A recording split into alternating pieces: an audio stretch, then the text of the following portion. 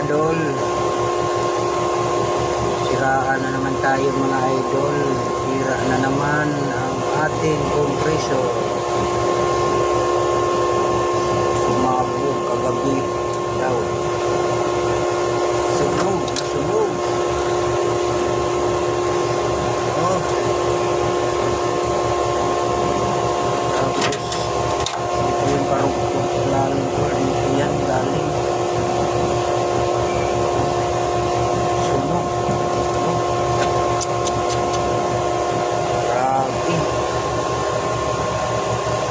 Troubleshoot na naman tayo mga idol nito. Buti kung hindi na sunog ang motor nito, okay lang. Kunting sira lang. Pero kung nasunog yung motor nito, yari tayo mga idol. Laki nang re-retire natin. Wala na, ayaw na magamit, hindi na magamit. Thank you for watching.